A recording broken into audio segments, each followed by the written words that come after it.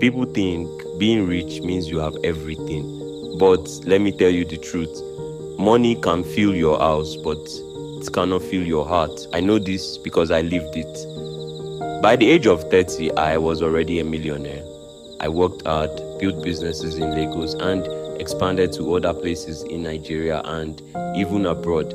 I had everything people dream about: mansions in Banana Island, cars that turned heads, expensive suits, and more money than I could spend.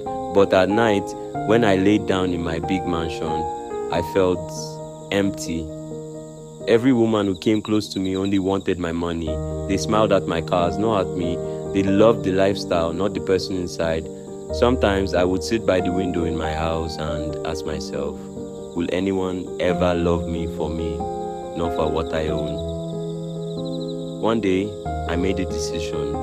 I wanted to know if true love still existed. So I left behind the suits, the big cars, the luxury life.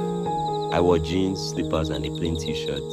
I moved into one of my small apartments in a quiet area of town. To everyone there, I was not the millionaire Emeka. I was just Emeka the electrician, the young man who fixed lights and generators.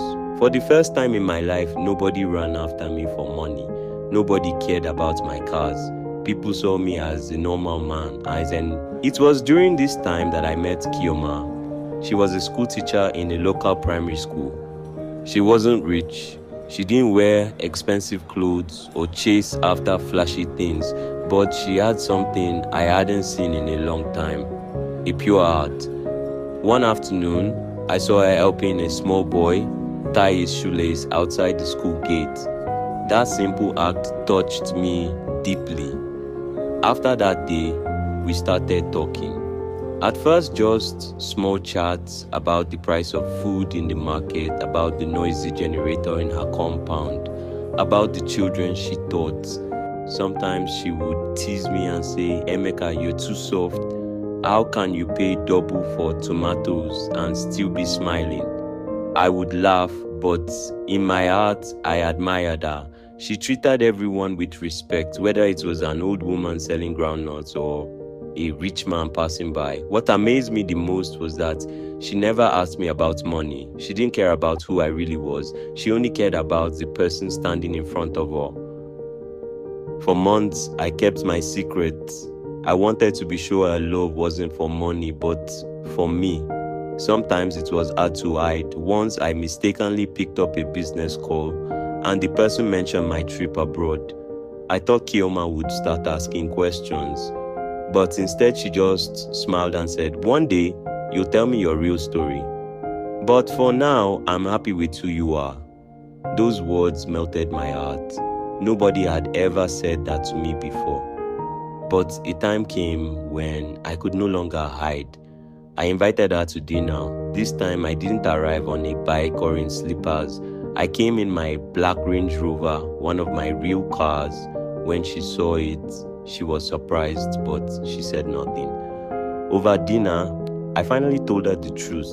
I held her hand and said, "Kioma, I have to confess, I'm not just an electrician.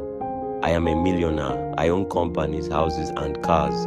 I didn't tell you because I wanted to know if someone could love me for who I am, not for my money." My heart was racing. I was afraid she would change, that she would start seeing me differently. Kioma was quiet for some seconds. Then she smiled and said something I will never forget. "Emeka, I didn't fall in love with your money.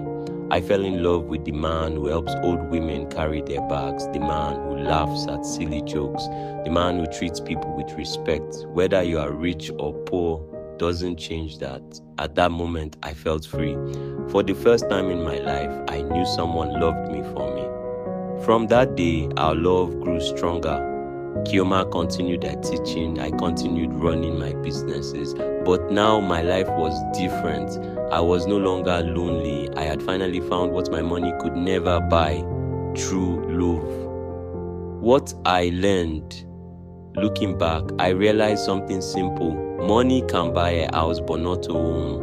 Money can buy gifts but not true care.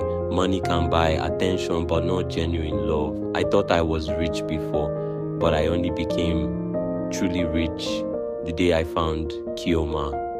And that is how I, Emeka, the man who once had everything but felt empty, finally found happiness in the arms of a woman who loved me for who I truly was.